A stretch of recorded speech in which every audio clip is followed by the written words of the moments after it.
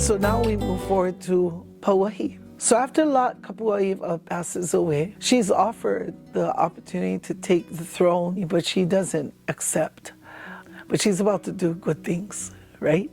That's why we're all here where we are today. In her place, Lunalilo takes over. In the time that he's in this position, he's dealing with the pressure of the sugar plantations.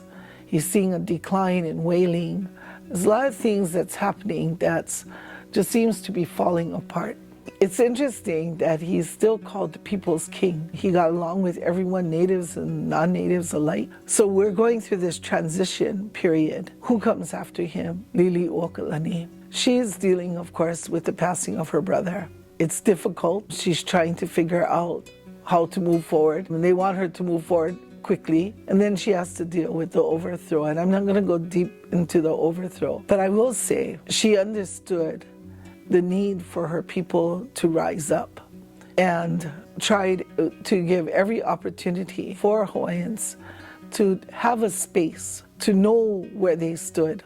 She tried definitely to protect them, but in this process, as the provisional government took over Hawaiʻi, many changes were happening, and one of which was going to affect us and cause traumatic results for our language, for our education, and the progress of our people.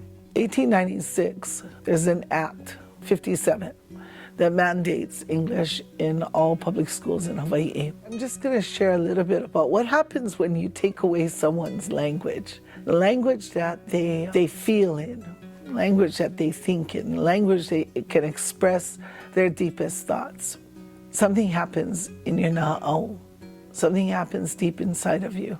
It's during this time that many of us who are Hawaiian, in fact all of us who are Hawaiian, all of our kupuna went through this trauma of having to figure out how to navigate their life in a world where their own language wasn't accepted and wasn't respected and wasn't honored.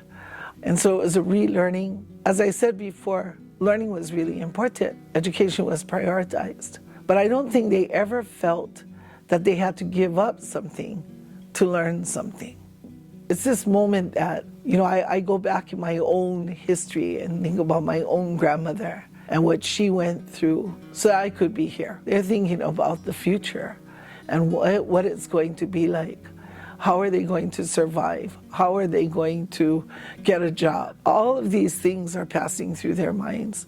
How will their mo'opuna, like me, their grandchildren, survive in this space if they don't start to learn English?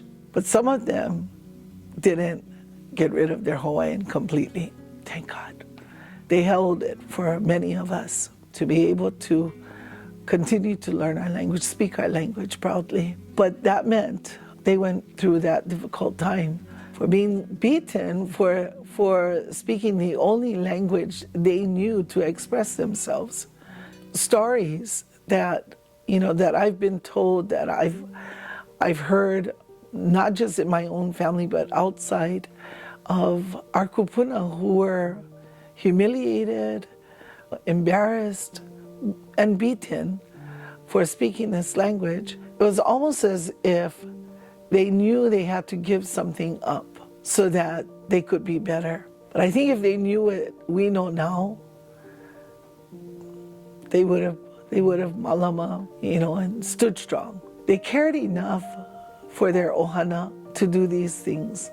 And I pray that day never comes again, that we feel like the only way that we can move forward is to give something up of who we are. And this is why we do what we do, right, in this school, is to reclaim what is rightfully ours. We've come so far away from who we are as Kanaka Maoli, not just our language, but our ways, our movements, our thoughts, our ability to have that keen intuition and how to navigate things as a Kanaka, that we have big kuleana here at our kula to help our haumana get back to those things that made us who we were. Many of us are still trying to carry on, but we need everybody's kokua, and that's why we do what we do.